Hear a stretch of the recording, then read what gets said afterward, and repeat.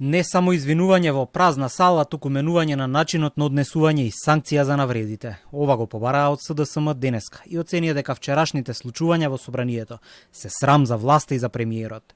Опозициски пратеници на седницата за реконструкција на владата реагираа дека на една од паузите биле навредувани од новоизбраниот министер за локална самоуправа Иван Стојковиќ. За инцидентот се дозна од пресконференцијата на координаторот на пратеничката група на СДСМ Спасовски, кој соопшти дека кандидатот за министер за локална самоуправа упатил навреди кон двајца нивни пратеници, Битики и Тречулески. За какви навреди и пцости станува збор, се уште не е познато за јавноста. Сега јас не би цитирал, ке ви доставиме у писмена форма сето тоа. Ке се извадат и стенограми и се. Вистинското извинување подразбира признавање на грешката, менување на начинот на однесување и санкции за Иван Стојковиќ, кој што истото го направи во собраниската сала. Граѓаните заслужуваат почит, достоинство, заслужуваат премиер кој што обединува, а не човек кој што ги дели и ги навредува. Оваа изјава на Филипче дојде како реакција на вчерашното извинување на председателот на владата Мицкоски, непосредно пред гласањето на новите министри. Ќе ми дозволите како председател на владата да се извинам на вас пратениците и на граѓаните што денеска бевме сведоци на овие настани и се надевам дека тоа нема никогаш повеќе да ни се повтори. Ви благодарам.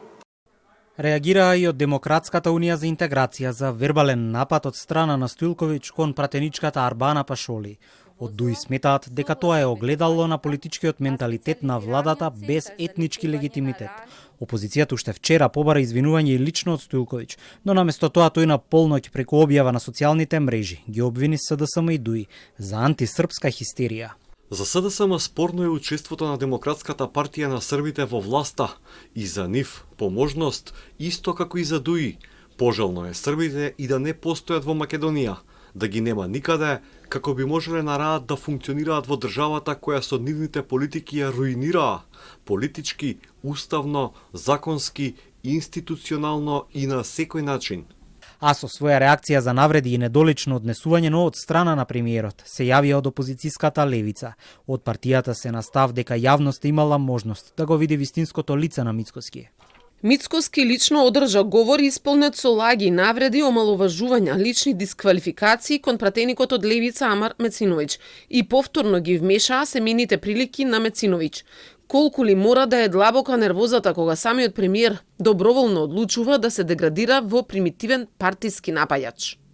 Вчера во собранието се одржа седницата на која што се заокружи процесот на реконструкција на владата со разрешување на старите и избор на новите министри. Седницата имаше бројни паузи и координација пред спикерот да ја продолжи истата, со отсуство на пратениците од СДСМ и ДУИ кои ја напуштија салата, а пред нив и пратениците на Алијанса за албанците.